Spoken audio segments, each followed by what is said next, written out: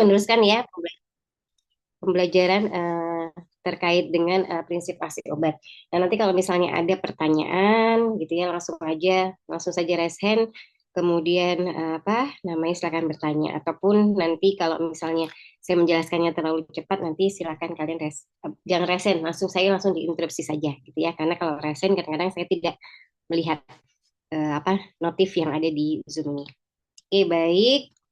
Kemarin minggu lalu kita sudah belajar ya terkait dengan mekanisme aksi obat, terutama target aksi obatnya pada enzim dan kanal ion. Nah, sekarang kita akan mempelajari pendahuluan gitu ya, pendahuluan terkait bagaimana obat itu memiliki mekanisme aksi yang bertarget pada molekul pembawa ataupun transporter dan reseptor. Dan nanti bagaimana hubungan antara dosis dan respon.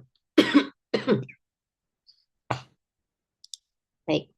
Nah, ini ya kita akan belajar terkait dengan molekul pembawa hari ini. Nah, jadi apa sih sebenarnya molekul pembawa itu? Nah, molekul pembawa itu adalah suatu protein ya, protein transmembran yang nanti akan membantu perpindahan. Jadi perpindahannya itu baik itu ion ataupun molekul untuk melintasi membran yang bersifat hidrofobik. Jadi khususnya untuk membran yang nanti membrannya ini bersifat hidrofobik, kemudian transporter ini nanti akan membantu perpindahan ion ataupun molekul. Nah, molekul itu bisa berupa ion-ion yang kita sudah pelajari kemarin, Na, K, Cl atau Ca, ataupun molekul organik misalnya seperti obat dan sebagainya macamnya. Nah, ini protein yang bisa bertindak sebagai transporter itu biasanya memiliki BM yang tinggi. Nah, berada di lokasinya adalah di melintasi membran atau kita sering sebut adalah transmembran. Nah, bekerjanya dengan cara mengubah konformasinya ya.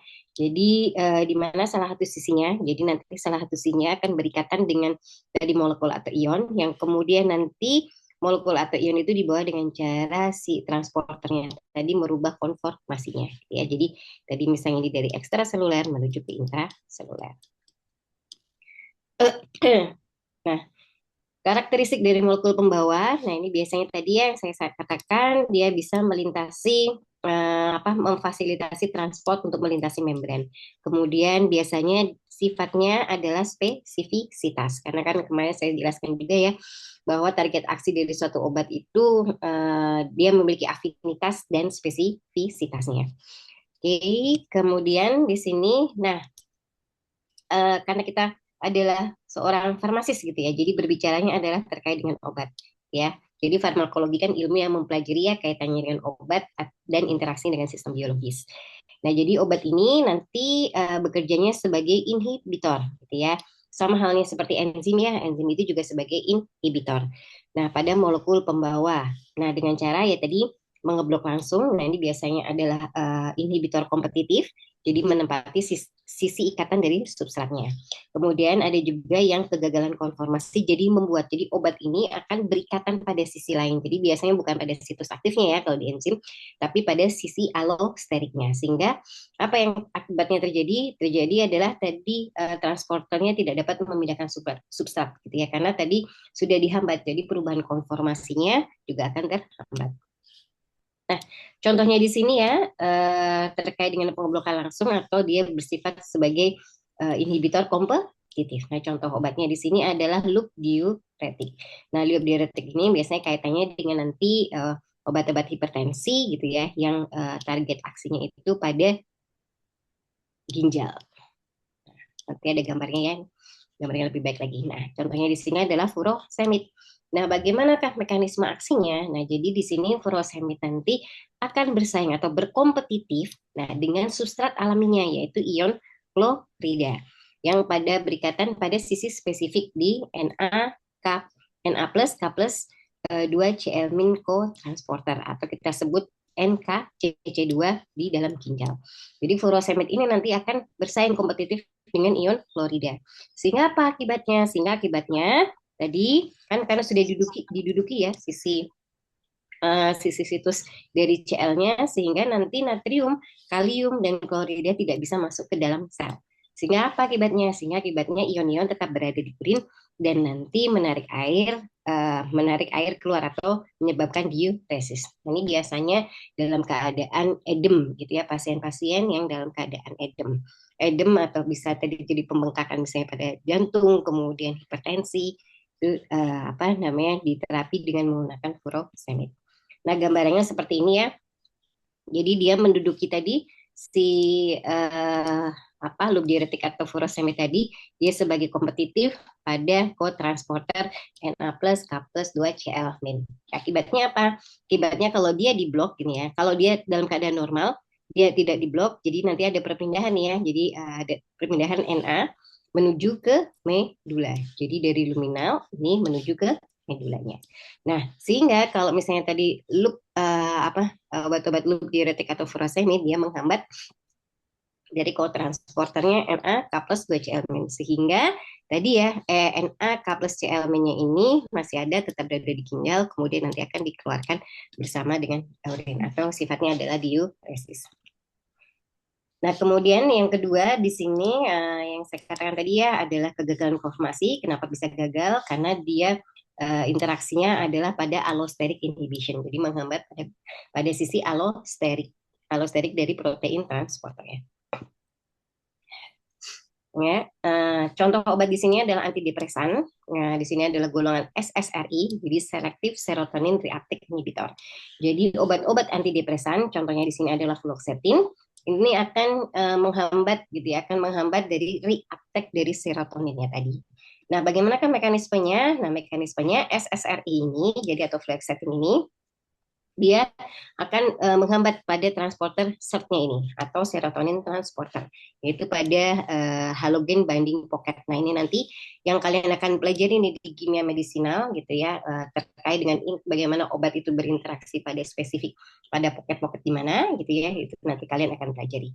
Nah, sebenarnya beberapa penelitian saya gitu ya bersama dengan dosen-dosen yang lain atau kolaborasi dengan lembaga penelitian, kita juga menginvestigasi pocket-pocket mana saja yang bisa dikembangkan sebagai obat, terapi obat yang spesifik. Ya, jadi kalian nanti kalau misalnya tertarik pada dunia research gitu ya, jadi nanti kalian bisa mengembangkan suatu obat yang spesifik, target spesifiknya itu misalnya pada pocket apa, ya. Nah, ini contohnya di sini adalah golongan SSRI, fluoxetine, nanti menghambat pada bagian halogen binding pocketnya pada terminal presinaptik pada neuron otak, ya. Nah, sini ya, jadi intinya kalau dia tadi berikatan, fluoxetine akan berikatan dengan SRT, sehingga serotoninnya tadi tidak bisa di-reuptake kembali, sehingga nanti serotoninnya nanti bisa bertahan lebih lama dan nanti akan berinteraksi dengan reseptornya, reseptor serotonin, atau kita sebut 5HR. Nanti ini akan dibahas lebih detail lagi oleh Prof. Agung. Nah, gambarannya seperti ini ya, jadi mekanisme dari fluoxetine. Nah, tadi kan tulisan saja. Nah, ini gambarannya ya. Jadi serotonin tadi yang nanti akan dilepaskan ya di presinaptik tadi.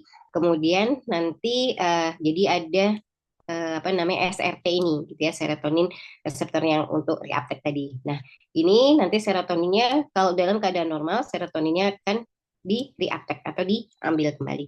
Nah, tapi fluoxetine ini akan memblok dari SERT-nya sehingga nanti kadar serotoninnya nanti tinggi gitu ya. Nah, nanti kadar serotoninnya akan berikatan pada reseptor 5-HT. Nah, nanti ini akan dijelaskan lebih detail lagi oleh Prof. Agung ya.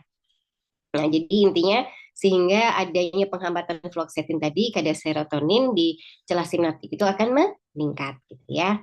Nah, sehingga akibatnya apa nih sebagai antidepresan efek karena nanti serotoninnya berikatan dengan 5-HT reseptornya ya. Nanti fungsinya adalah untuk mengurangi depresi. Oke, nah ini ya. Jadi peranan penting dari molekul pembawa itu nanti bisa dapat sebagai inhibisi jadi diambat ya obatnya, ataupun nanti beberapa berperan dalam proses transport aktif dan transport pasif. Nah, nanti yang akan saya jelaskan apakah itu transport aktif dan transport pasif. Nah, ini ya, jadi ada dua jenis molekul pembawa di dalam sel itu ada belum udah maaf ya. Udah. Oke. Alhamdulillah. Aduh, maaf ya. Saya agak pilek nih. Ada dua jenis utama transport tadi ya, ada transport pasif dan transport aktif. Nah, ini ya jadi tadi yang sudah saya jelaskan apa sih perbedaannya dari transport pasif dan transport aktif. Nah, kalau transport pasif dia tidak memerlukan energi dari dalam sel sehingga molekul atau ion tadi akan bergerak menuruni gradien konsentrasi. Jadi dari area konsentrasi tinggi menuju ke area konsentrasi yang rendah gitu ya. Nah, kemudian kalau yang transport aktif, nah ini akan memerlukan energi. Nah, biasanya energinya adalah ATP atau adenosin trifosfat. Mungkin yang sudah kalian pelajari ya di biokimia atau di biologi molekuler gitu ya, dalam aktivasi dari suatu signal atau transduksi signal pun akan membutuhkan dari ATP atau adenosin trifosfat. Sehingga di sini ya, karena apa? Karena molekul dapat bergerak melawan gradien konsentrasinya, sehingga tadi memerlukan energi. Seperti yang kemarin saya sudah jelaskan ya di apa namanya kanal ion kemarin. Nah, kanal ion itu ada juga uh, yang Na K plus ATPS gitu ya. Jadi yang akan memindahkan tadi kan Na yang harusnya di ekstraseluler dia di intraseluler terlalu banyak kan harus dikeluarkan atau dikembalikan dalam keadaan homeostatis kan harus dikeluarkan menuju ke ekstraseluler. Sehingga ini membutuhkan yang namanya tadi kotransporter atau molekul pembawa. Nah, molekul pembawanya ini sifatnya yang transport aktif karena dia memerlukan ATP sehingga nama transport pembawanya atau kotransportnya tadi adalah Na K plus Na plus K plus ATPS gitu ya karena membutuhkan ATP adenosin trifosfat. Nah, contohnya di sini untuk transport pasif ya. Yang pasif ini adalah transport glukosa atau GLUT-S. Nah, ini nanti akan dibahas lebih detail lagi oleh Prof Agung kaitannya nanti dengan penyakit diabetes mellitus. Karena apa? Karena transport glukosa atau GLUT-S ini yang akan memfasilitasi masuknya glukosa gitu ya ke dalam berbagai jenis sel. Nah, contohnya di sini adalah GLUT4 gitu ya. GLUT4 di sini yang sensitif terhadap insulin di jaringan otot dan jaringan adipose. Nah, ini kemarin mahasiswa saya yang S1 meneliti di beberapa transporter GLUT ya. GLUT ada GLUT4 dan GLUT12 atau GLUT12. Nah, ternyata GLUT4 dan GLUT12 ini akan berperan terhadap adanya kadar gula di dalam darah. Nah, ini penelitiannya kemarin anak-anak S1 gitu ya. Walaupun yang GLUT12 ternyata hasilnya negatif, tapi bisa dipublikasikan juga. Jadi mahasiswa saya yang satu, alhamdulillah mereka lulus dengan membawa satu publikasi. Kemudian salah contoh yang lainnya adalah transporter anion gitu ya. Jadi memfasilitasi pertukaran ion-ion negatif. Nanti kita akan bahas. Ya, jadi tadi transport yang pasif, transport pasif. Yang transport pasif tadi kan tidak memerlukan energi gitu ya, karena dia akan bergerak dari konsentrasi tinggi menuju konsentrasi rendah. Oke. Nah, kemudian, biasanya mengapa diperlukan transport aktif? Nah, biasanya adalah molekul yang mempunyai polaritas yang sangat besar gitu ya, seperti glukosa tadi ya, fruktosa dan asam amino, sehingga tadi membutuhkan transport pasif. Nah, nanti kita akan bahas satu persatu di sini ya. Jadi nanti ada yang namanya get ion channel, antiporter ataupun symporter ataupun nanti ada antiporter juga. Jadi nanti kita akan bahas secara pelan-pelan. Nah, kemudian selain itu tadi yang pasif, selain itu ada transport ion ya, seperti Na, K+, Cl, dan Ca2+. Nah, ini tadi contohnya ya, ada transporter glukosa, kemudian transporter nukleosida, karena memfasilitasi ya, tadi pengambilan nukleosida atau basa nitrogen dan gula. Nah, ini peranannya untuk sintesis DNA dan RNA ke dalam sel. Nah, ini mungkin kalian di biologi molekuler sudah dipelajari ya, apa itu nukleosida, bagaimana proses sintesis DNA dan RNA. Ternyata mereka juga membutuhkan suatu transporter nukleosida. Nah, kemudian di sini ada juga transporter anion yang tadi saya sudah jelaskan ya, jadi pertukaran anion Cl ataupun bikarbonat. Nah, ini salah satunya nanti ada ketika di obat-obat yang targetnya di asam lambung. Oke, nah ini juga beberapa transporter asam amino. Oke, nah ini ya, jadi yang tadi saya jelaskan transporter glukosa ya, karena dia besar ya polarnya. Contohnya di sini ada GLUT1, GLUT3, GLUT GLUT1, GLUT2, GLUT3, dan GLUT4. Nah, ini masing-masing ya, masing-masing transporter ini berbeda lokasinya. Nah, kemarin penelitian saya dengan anak S1 ini meneliti terkait dengan pengaruh di GLUT4 terutama di jaringan otot dan jaringan adiposa gitu ya dalam proses regulasi insulin. Jadi kita mencari tahu bagaimana mekanisme aksi molekuler dari suatu senyawa atau kemarin saya menggunakan suatu senyawa herbal gitu ya.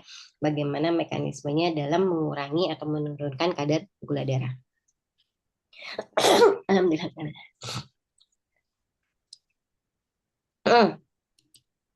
Ya, baik. Nah, kemudian yang kedua tadi setelah transport pasif adalah transport aktif. Nah, di transport aktif tersebut tadi ya membutuhkan energi atau ATP adenosin trifosfat tadi. Nah, transport aktif itu nanti akan dibagi menjadi dua, ada transport aktif primer, jadi langsung diperoleh dari hidrolisis ATP, ya. Contohnya tadi NAK plus ATPS. Nah, kemudian juga ada transport aktif sekunder atau sebagai co-transport. Nah, jadi nanti energi tidak diperoleh langsung dari ATP. Nah, biasanya dipengaruhi dari gradien elektrokimia yang terbentuk akibat tadi aktivasi dari transport aktif primer. Nah, ini salah satu contohnya adalah obat dikoksin. Ya, jadi nanti akan saya jelaskan lebih detail lagi. Nah, di sini ya, jadi contoh dari transport aktif adalah tadi NA pompa ya, pompa NA plus ATPS yang tadi saya ceritakan ya. Jadi yang akan memompa ion Na yang di dalam intraseluler menuju ke ekstraseluler. Jadi mengembalikan dalam keadaan homeostatis. Nah, begitu juga ada namanya nanti pompa kalsium atau Ca2 plus ATPS. Nah, nanti ini juga akan memompa ion kalsium keluar dari ekstraseluler gitu ya menuju atau ke dalam intraseluler, terutama nanti pada retikulum endoplasma Re dan mitokondria. Nah, kaitannya nanti ini di sini dengan kontraksi gitu ya, kaitannya dengan kontraksi. Nah, contohnya nanti obat-obat jantung karena nanti berpengaruh pada nih ya, pada targetnya pada sarkoplasmik endoplasmik retikulum Ca2 plus ATPS atau nanti kita sebutnya adalah SERK di sini. Kemudian yang ketiga di sini adalah pompa proton atau HTPS. Nah, ini nanti peranannya pada lambung gitu ya, peranannya pada lambung. Dan nanti di pompa ini akan memompa ion hidrogen H+ untuk melintasi membran sehingga contohnya nanti adalah H+, K+, ATPS gitu ya. Obat-obat yang bertarget pada H+, KTP, H+, K+, ATPS di sini. Nanti peranannya untuk mensekresi dari asam lambungnya ya. Nah, kemudian ada ABC transporter. Nah, ABC transporter ini termasuk dari penelitian saya ketika saya S2 ya, meneliti ternyata ABC transporter ini berpengaruh terhadap efflux atau pengeluaran dari suatu obat. Sehingga adanya efflux dari suatu obat tersebut, misalnya di intraseluler menuju ke ekstraseluler, mengakibatkan adanya proses resistensi dari suatu obat. Jadi, kok bisa sih obat itu ada, misalnya nanti kalian mempelajari gitu ya di semester atas mempelajari kok bisa sih suatu pasien resisten terhadap obat-obat tertentu atau membutuhkan dosis yang lebih tinggi lagi untuk mengobati suatu penyakit tertentu. Nah, ini terjadi karena apa? Karena adanya aktivasi dari ABC transporter. Nah, ABC transporter inilah yang berpengaruh gitu ya terhadap proses resistensi. Ya, ini gambarnya tadi ya. Jadi ada Na plus K plus nih ya. Jadi akan tadi Na-nya yang di dalam intraseluler dikeluarkan itu menuju ke ekstraseluler. Begitu juga sebaliknya K plus tadi juga dari ekstraseluler menuju ke intraseluler. Nanti kita akan pelajari satu persatu. Nah, kemudian nah ini yang tadi saya ceritakan ya terkait dengan ABC transporter di sini. Jadi salah satu contohnya adalah PGP. Jadi PGP atau P-glikoprotein di sini dia akan memediasi atau membuat si obat senyawa nanti akan keluar atau efflux. Yang tadi ada di intraseluler atau di dalam sitoplasma nanti dikeluarkan di ekstraseluler. Otomatis jika obatnya tadi dikeluarkan di dalam ekstraseluler, berarti kan obatnya tadi tidak mempengaruhi gitu ya, mempengaruhi untuk mengaktifasi mekanisme aksi dari si obat tersebut. Gitu. Misalnya contohnya adalah nanti obat-obat obat-obat Herceptin gitu ya, obat-obat kanker yang kemudian nanti kalau dia di efflux otomatis sel kankernya tidak akan mati karena dosis yang diperlukan untuk membunuh sel kankernya itu rendah gitu ya. Oke, nah ini tadi yang saya katakan salah satu contohnya adalah digoksin tadi ya. Jadi kalau digoksin dalam keadaan normal itu ATPS-nya. Jadi nanti apa namanya fungsi dari NAK plus ATPS gitu ya. Jadi kan tadi ya NAK plus ATPS kan akan memompa Na dari intraseluler menuju ke ekstraseluler. Nah, kemudian karena untuk menghomeostatiskan kondisi ya atau resting potensial, kemudian nanti K plus yang dari ekstraseluler akan menuju ke intraseluler. Nah, dengan adanya aktivasi dari Na plus K plus ATPS, kemudian tadi bisa mengaktifasi pompa dari NaCa atau exchanger. Nah, ini akibatnya apa? Karena tadi Na kan sudah dipaksa untuk keluar, sehingga nanti akan membuka Na ini kan juga harus masuk kembali nih di dalam intraseluler. Jadi mengaktifkan dari NaCa exchanger di sini ya. Nah, jadi nanti ion Na akan masuk ke dalam intraseluler dan ion Ca nanti akan keluar. Itu dalam keadaan normal. Nah, namun dalam keadaan kalau pasien jantung gitu ya, itu kan karena adanya kelemahan kontraksi dari sel otot jantung, sehingga salah satu obatnya adalah dengan cara memperkuat otot jantung. Dengan cara apa? Nah, ini salah satu contoh obatnya adalah digoksin. Nah, digoksin ini mekanisme aksinya adalah menghambat dari pompa NAK plus ATPS. Sehingga apa yang terjadi? Kalau dia dihambat, otomatis otomatis dia Na-nya tidak akan keluar gini ya, tidak akan keluar dari intraseluler. Kalau dia tidak akan keluar, otomatis dia tidak akan mempengaruhi dari exchange atau Na-Ca exchange transporternya tadi. Otomatis nanti Ca-nya masih ada di dalam intraseluler. Nah, Ca inilah yang nanti akan dipompa ke sarkoplasmik retikulum SR melalui pompa serka. Sehingga karena tadi kadang cadangan kalsium di dalam SR akan menjadi lebih banyak. Nah, ini fungsinya adalah untuk apa? Mengkontraksikan sel-sel otot kaitannya dengan filamen, mengaktifkan filamen aktin dan miositnya tadi. Nah, jadi ini ya gambarannya seperti ini. Tadi adanya inhibisi pompa NAK plus mengurangi pompa Na keluar ke dalam ekstraseluler dan K plus masih di dalam kardiomisit gitu ya. Jadi kadar Na di dalam intraseluler atau Na I-nya ini nanti masih tinggi gitu ya. Sehingga akibatnya apa? Jadi kalau Na-nya di sini masih tinggi, otomatis nanti tidak akan mengaktifkan Na-Ca exchanger ini di sini gitu ya. Sehingga nanti Ca ini masih ada di dalam kardiomiosit tadi sehingga tadi CA diberikan gitu ya. Nah, diperlukan untuk peningkatan inotropi gitu ya atau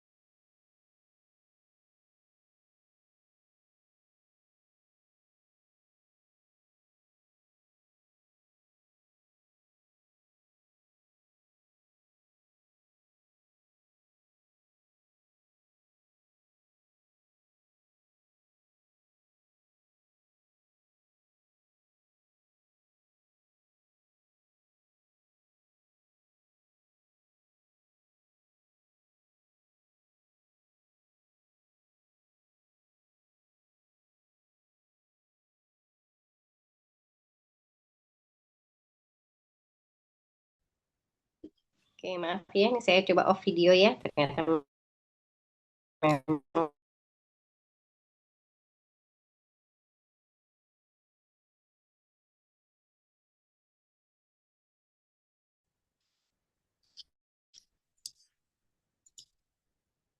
Oke, Permisi Ibu, ya, boleh diulang sudah dari yang terlihat. transporter 2 antiport tidak Ibu? Soalnya tadi hilangnya di situ Ibu. Oh, di mana? Di bagian Transporter mana? 2 antiport.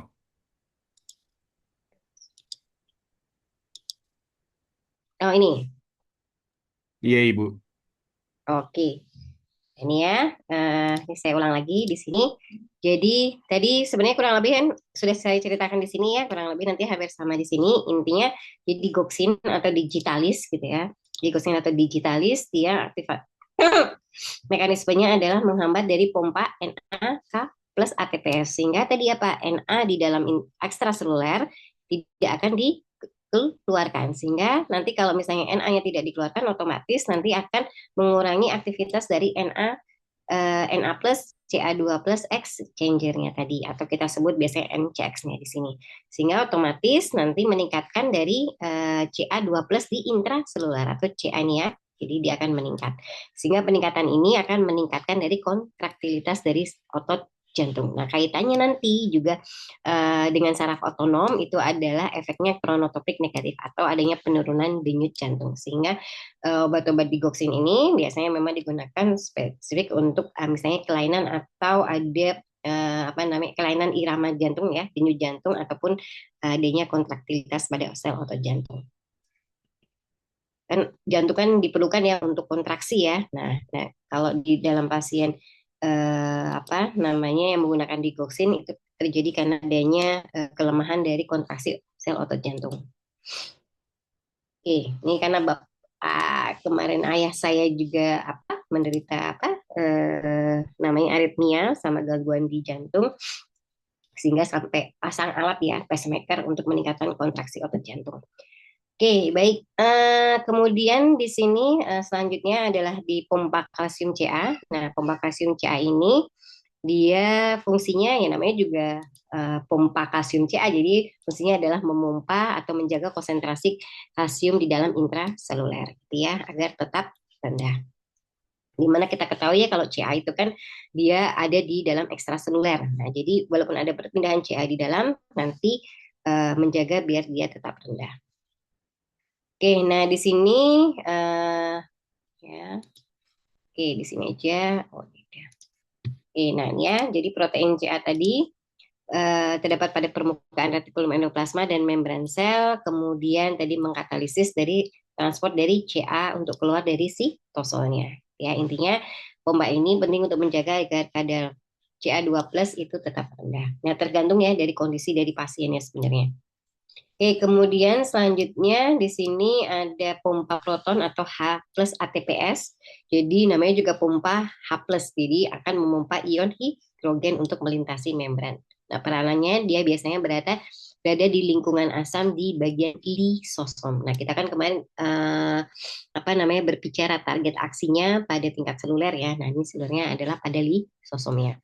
Dan nanti berperan pada sekresi asam lambung oleh sel parietal di lambung. Jadi pompa proton H plus ini akan berperan terhadap sekresi asam lambung. Oke, nah jadi nanti di lambung itu nanti ada pompa proton yang namanya H plus K plus ATPS. Nah fungsinya apa? Fungsinya nanti merupakan dia adalah pompa antiport ya yang akan mentransport ion H plus keluar dari sel parietal menuju ke rongga lambung. Nah, nanti kalau ion H plus masuk ke dalam sel parietal gitu ya, menuju ke dalam keluar dari sel parietal menuju ke rongga lambung, nanti akan bertukar dengan ion K plus gitu ya. Ini adalah proses homeostatis. Nah, nanti target obat-obatnya salah satunya adalah omeprazol. Ya, kalau ada yang pernah mengkonsumsi atau mendengar omeprazol, itu adalah obat dengan target mekanisme aksinya adalah sebagai proton pump inhibitor atau kita sering sebut adalah PPI. Nah, ini golongan prazol-prazol ya. Jadi ada omeprazol, lansoprazol, dan rabeprazol. Nah, di sini namanya adalah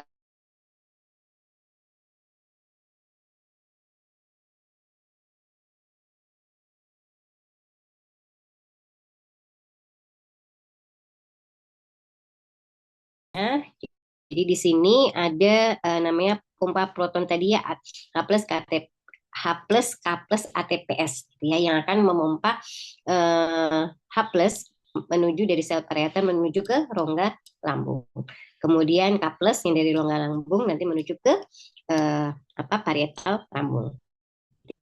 Nah, ini sama ya. Jadi nanti kalau misalnya tadi aktif H plus K plus ATPS-nya aktif, nanti akan mengaktifkan pompa proton yang lainnya yaitu HCO3, HCO3 min dan Cl min ya. Jadi nanti HCO3 akan dikeluarkan ke cairan intestinal dan Cl min ini nanti akan masuki ke sel parietal yang kemudian nanti akan membawa Cl ini ke dalam rongga lambung. Nah, kemudian karena tadi kan H plusnya gitu, H plusnya kan tadi ke rongga lambung. Nah, H plus ini kan salah satunya bisa mengakibatkan aduh. Nah, H plus ini kan tadi bisa mengiritasi lambung ya. Maaf. Nah, H plus ini kan bisa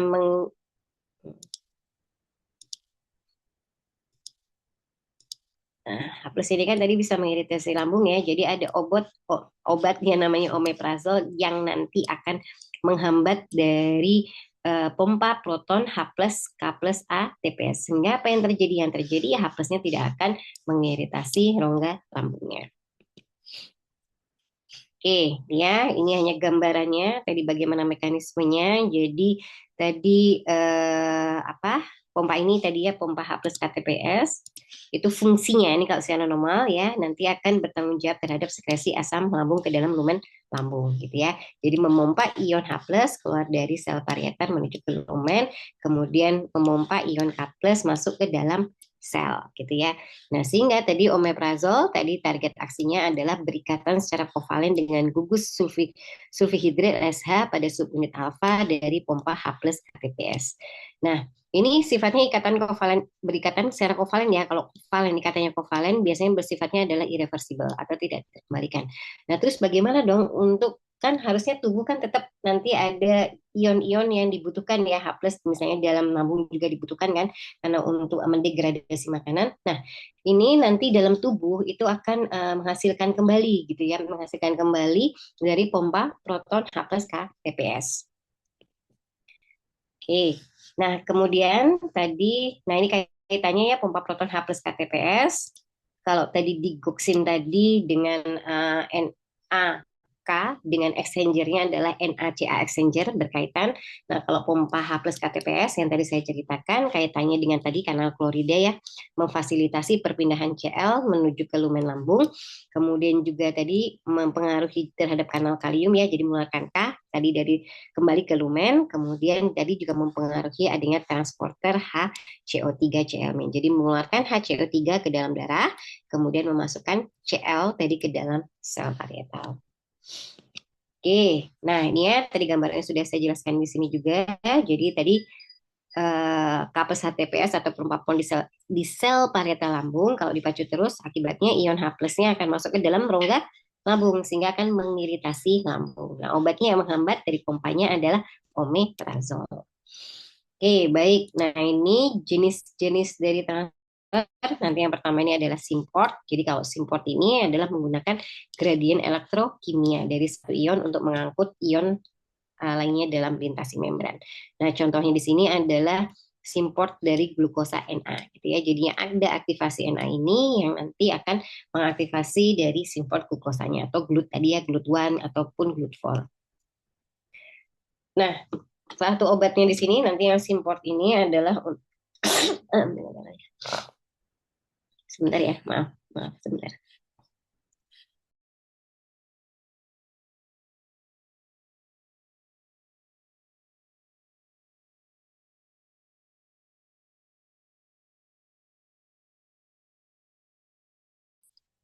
Oke, maaf ya.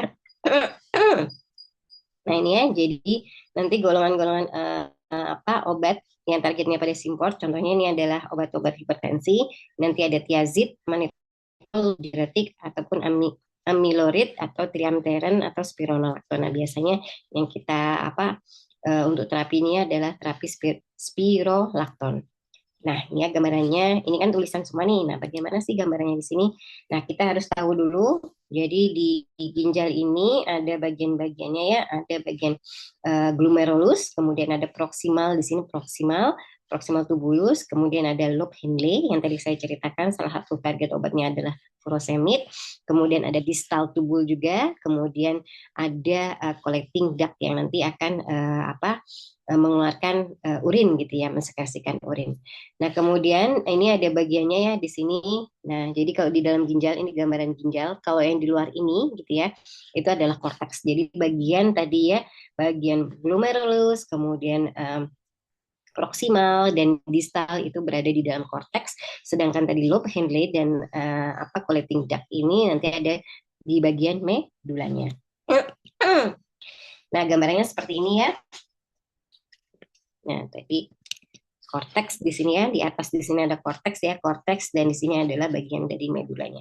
Nah, salah contoh obatnya tadi misalnya adalah golongan tiazid. Tiazid ini nomor 4 di sini ya. Golongan tiazid ini nanti akan memblok nih. Jadi kan ada nanti Na ya. Jadi di dalam reabsorpsi di ginjal itu nanti ada Na sama KCl. Ada ion Na, ada ion K gitu ya.